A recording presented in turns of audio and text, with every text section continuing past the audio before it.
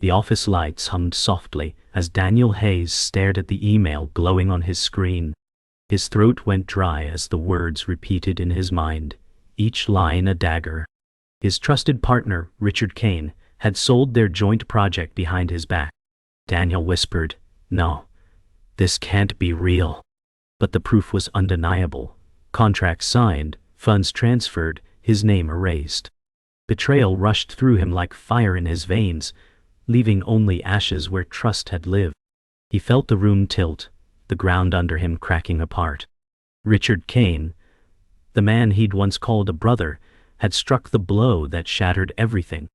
And in that moment, Daniel knew his world had just been torn in half. Daniel Hayes sat slumped at his desk, the night stretching endlessly around him. His chest burned with betrayal, memories flashing of every handshake, every late-night strategy session with Richard Kane. Daniel muttered, "How could I have been so blind?" His voice cracked as he recalled Richard's promises of loyalty. The betrayal wasn't just business. It was personal. He remembered laughing over drinks, celebrating wins, confiding in Richard like a brother. Now every memory turned to ash. He grabbed a photo of them together, smiling at a ribbon cutting, and felt bile rise. Daniel whispered, "He planned this all along." The silence of the office pressed in, heavy, reminding him he had no one left in his corner. Yet, beneath the crushing grief, a flicker of anger began to burn. The city skyline twinkled beyond the office glass as Daniel Hayes leaned against it, fighting the urge to collapse. His mind replayed Richard Kane's words from just days before. "We're in this together always." Daniel hissed, "Lies, all lies." His fists pressed against the cold glass as he imagined Richard smiling while signing his betrayal. Rage rippled through his chest, but despair tugged him downward. Daniel felt like the foundations of his life had been stolen overnight. Yet as the city lights blinked, a thought sparked. Maybe betrayal didn't have to end him. Daniel muttered, "If he stole my future, I'll build one he can't touch." Daniel Hayes paced the office, every step echoing with anger. He snatched Richard Kane's file from the desk, flipping through pages that now mocked him. Daniel growled, "He left me scraps, but I'll make an empire from scraps." The bitterness in his voice hardened into steel. He dropped the file onto the desk, staring at his own reflection in the black screen of the computer. For the first time, he saw not just a victim but a man at war. The office felt less like a tomb, and more like a battlefield waiting for the first strike. Daniel Hayes dropped heavily into his chair, exhausted but no longer broken. Betrayal had stripped him of everything, but it had also given him a new fuel. He whispered, "Richard thinks he buried me, but I'll rise out of this grave." His voice carried not despair but promise. He stared at the scattered papers, the signed contracts, the lies now exposed, and saw not an ending, but a beginning. Daniel's heart pounded with renewed purpose, a fire that betrayal had unknowingly lit. Morning light filtered through grimy blinds, casting bars across Daniel Hayes like a prisoner in his own home. He sat at the kitchen table, elbows braced, head in his hands, the bitter taste of last night's coffee still on his tongue. The betrayal looped endlessly in his mind, each memory sharper than the last. Richard Kane's laughter echoed, the same laughter that once sealed victories, now tainted beyond repair. Daniel muttered, "He took everything, our work, our trust, my years." His voice cracked into the silence. The apartment walls pressed inward, suffocating him with ghosts of broken promises. He stared at the coffee mug in front of him, stone cold and untouched, then whispered, "And I let him." The thought hollowed him out, carving shame deeper than anger, but beneath the rubble of his self-blame, the faintest flicker of rage began to breathe. Hours passed unnoticed as Daniel tore open a storage box tucked in the corner of his apartment. Inside were relics of a partnership he once cherished, photos of ribbon cuttings, contracts bearing both their signatures, trophies polished by pride, and handwritten notes filled with late-night ideas scribbled in excitement. Each item mocked him now. He held up a photo. Richard Kane with his arm draped around him, both smiling wide at their first big win. His stomach twisted. Daniel hissed. Every victory was just rehearsal for the betrayal. With a sharp motion, he flung the photo across the room. Glass shattered against the wall, the sound like a gavel sealing judgment. He gripped a trophy, the weight of their shared success heavy in his palm, then spat. "We'll build this together," and he burned it alone. The rage surged hotter than grief, and for the first time since the collapse, he didn't feel broken. He felt dangerous. Later, Daniel staggered onto his balcony, gripping the railing as the city spread beneath him. Alive, glittering, indifferent. He stared at the skyline, neon blinking in the dusk, and whispered to himself, "I was foolish enough to think loyalty meant something."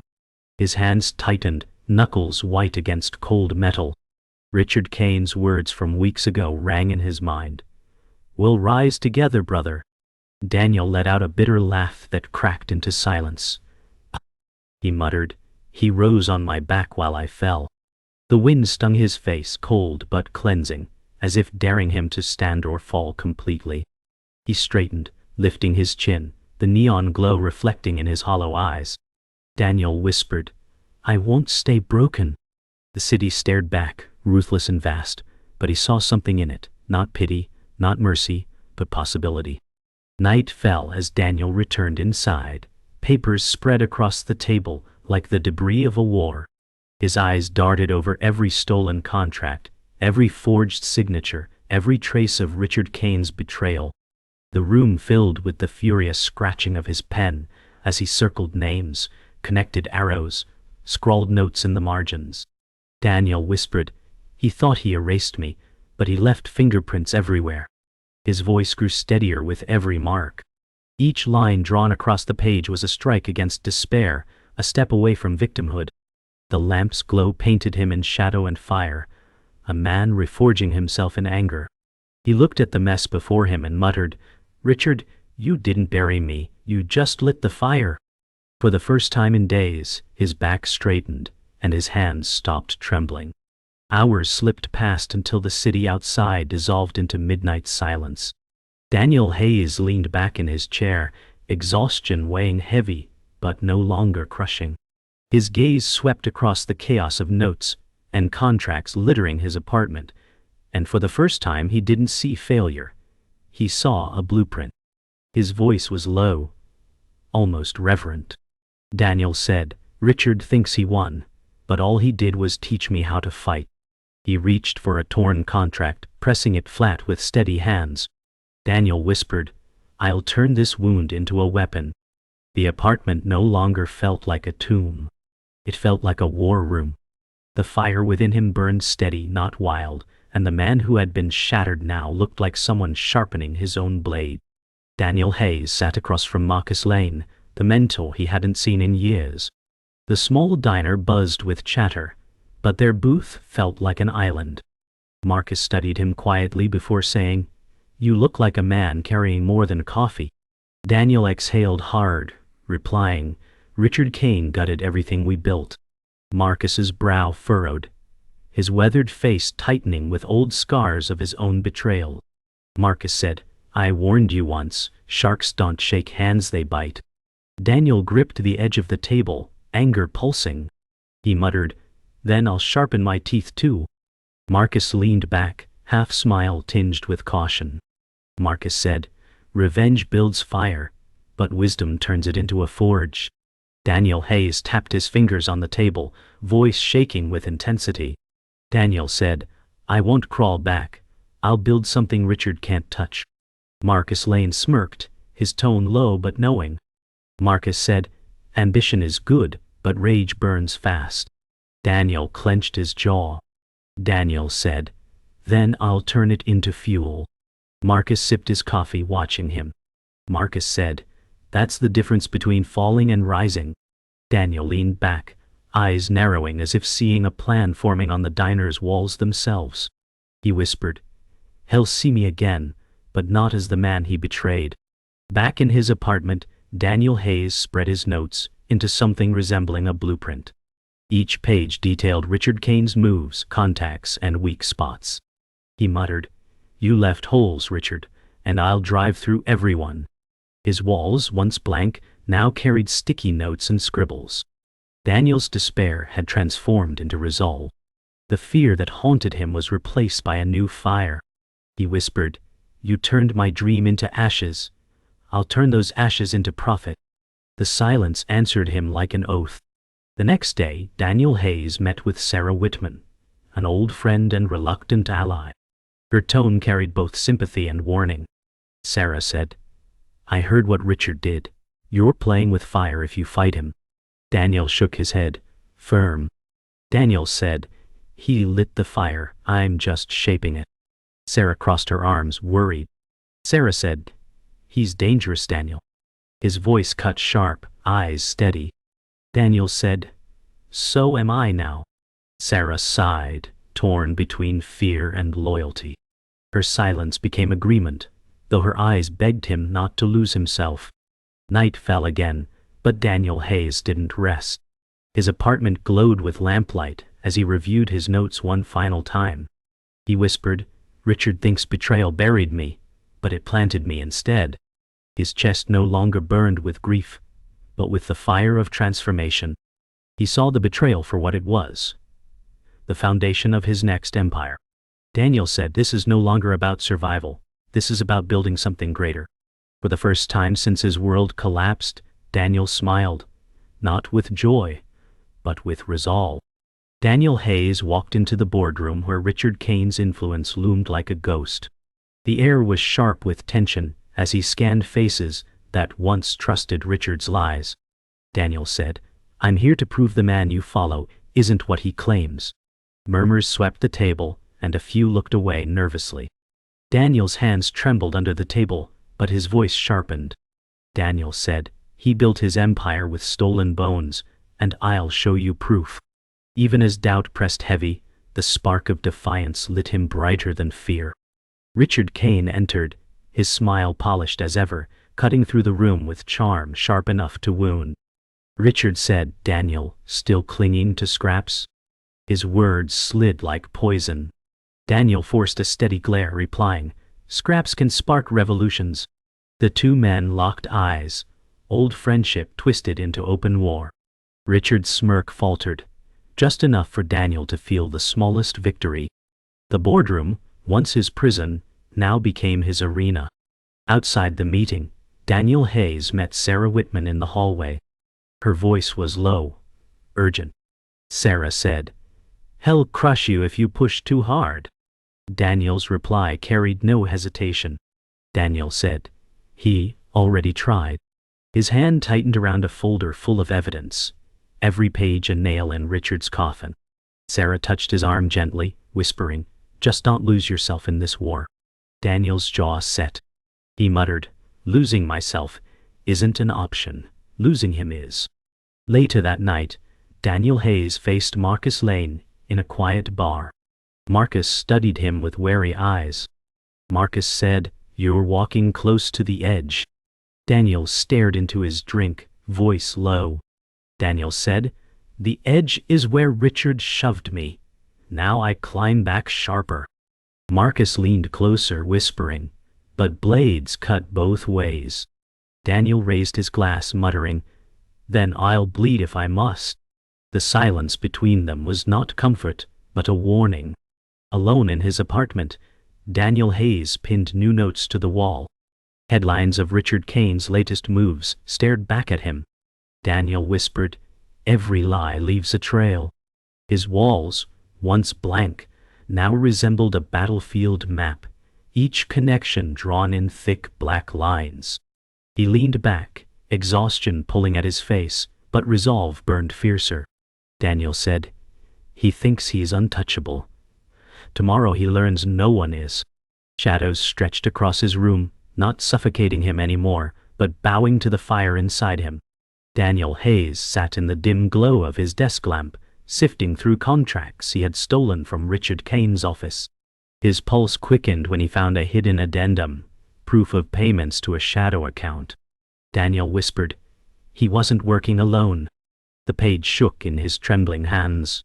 Richard's betrayal was bigger than theft. It was a conspiracy. Daniel's stomach twisted as he realized the account tied back to a man he trusted, Marcus Lane. He muttered, "Not you. Anyone but you."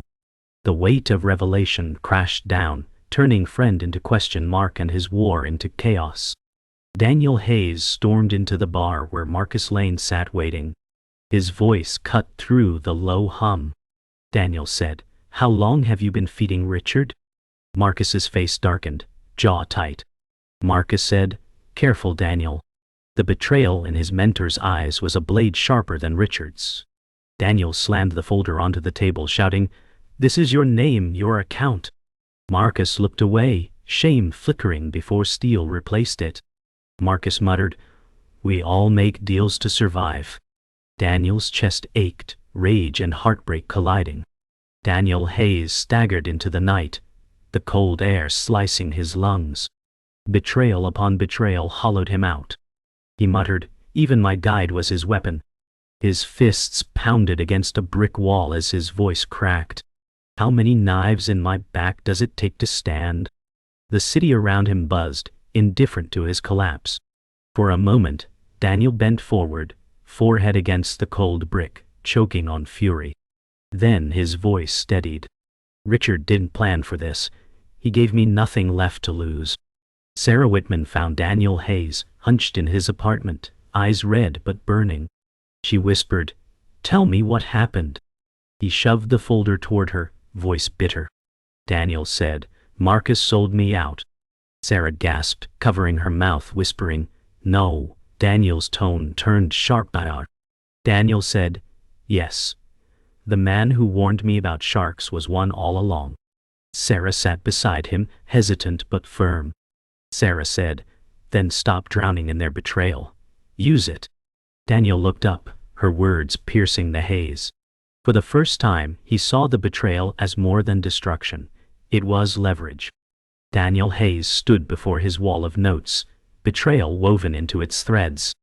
Marcus Lane, Richard Kane, all of them exposed under his pen. His voice cracked but carried resolve. Daniel said, "If my allies are traitors, then I'll rise without them."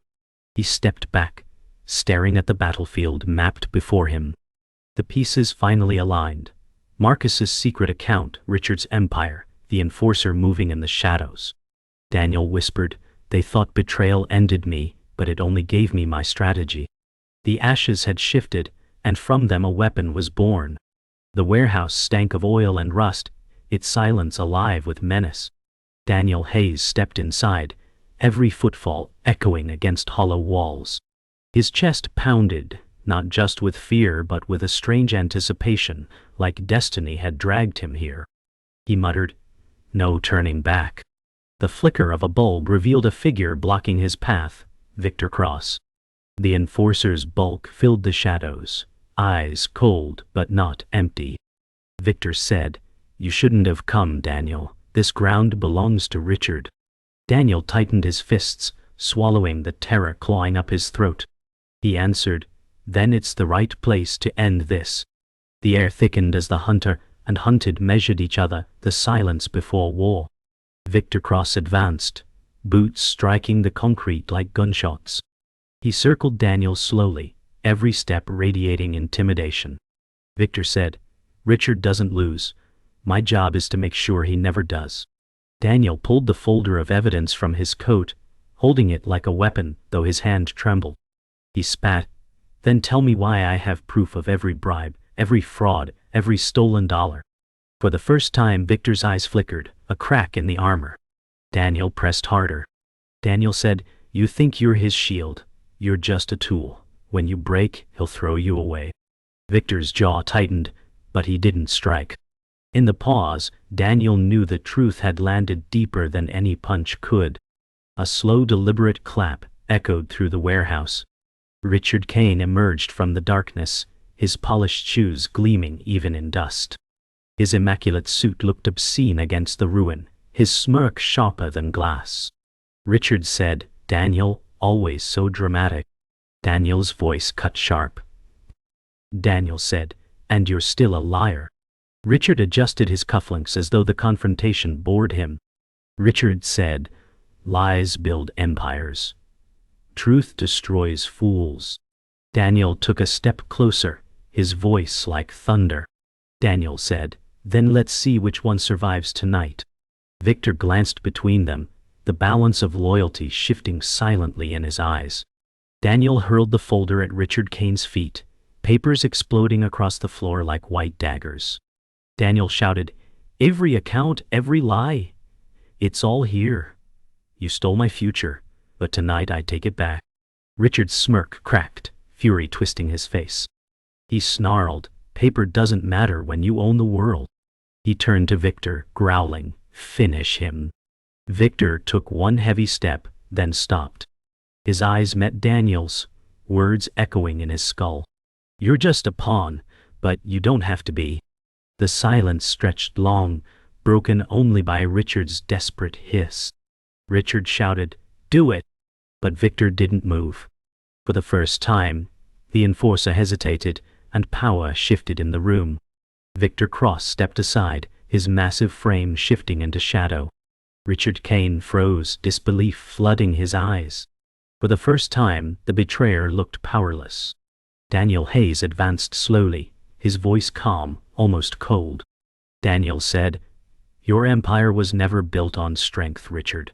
It was built on stolen trust, and now even that's gone." Richard's hands shook as he shouted, "You'll regret this. You'll regret ever standing against me."